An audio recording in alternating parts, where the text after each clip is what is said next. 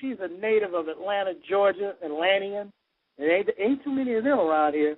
With years of experience as an instruction and PC trainer, with a lifelong passion for writing, she took the author's plunge with The Knife in My Back, her debut novel in 2009, and recently, I think this week, released her sophomore project, The First Cut is Always the Deepest. Without further ado, please welcome to the stage Miss Stacey Covington-Lee. Stacey, what's going on, lady?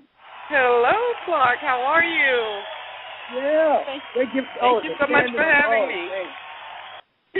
They love you out there. Hey, I love the applause. Pleasure. I'm so happy to have you on here because you are a good friend and we've known each other for a while. But I've always wanted to ask you some questions, so now I got the format to do it. And let me jump right in. Now, it appears you've always been, a writer because I've done some research.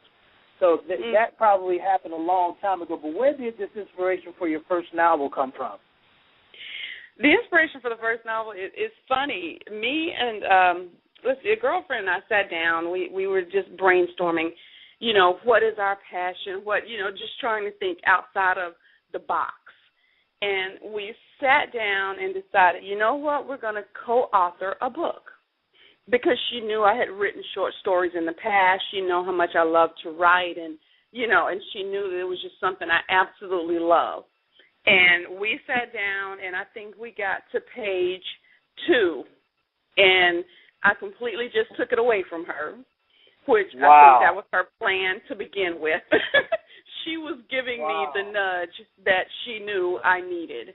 And I took it completely away from Cassandra, and I just began to write, and I almost became obsessive with it. It was like, because at the time I was working a full-time job, mom and, wife and everything, and I'm sitting here and I'm like, okay, when am I going to have the time to do this? And I found the time, Clark, between the hours of midnight and 3 a.m. every night. That's the writer's hour there. It is. And, but that's when the creative juices get to flowing, and that's the quiet time, It's like, I call it the thinker's hours, and I've read so many books and seen so many authors promoting the books on, love relationships and the romance novels. And don't get me wrong, I love a romance novel just like the next girl. But what really fascinates me has always been the relationships between women. You see girlfriends, and they can truly have one another's back.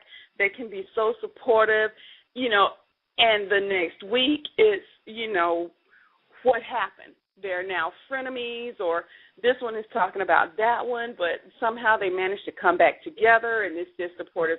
And it just fascinates me to watch how women interact with one another. What is The Knife in My Back about? The Knife in My Back is about friendship and betrayal. It is the story of 2 women coming together as college roommates.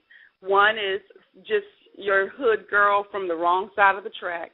But the thing about Tamika, is she's a very smart girl. She's a very intelligent girl. She's naturally gifted, when it comes to intellect.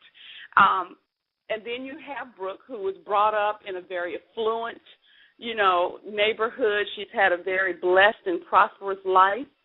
And Tamika sees this, and she automatically wants it. But she does not want to use her God-given talents in order to gain it. She would rather take what Brooke has. And as much as Brooke tries to befriend her and to bring her, into the fold and treat her as a sister, all Tamika can see is what Brooke has that she doesn't have, what Brooke is working towards that she would, she can take from her. I mean, and it's not just Brooke, it's just other people in her circle, people at her job. She wants to make her way up the corporate ladder, but instead of working, why not just knock somebody else out of their spot and take their spot? And that is what her agenda is all about. That is what Tamika does time and time again. But, and as much as Brooke is a forgiving and loving person, when Tamika takes the one thing that means the most to Brooke, it's time for Brooke to go back and pull out some old ammunition and knock her down. And that is what happens in The Knife in My Back.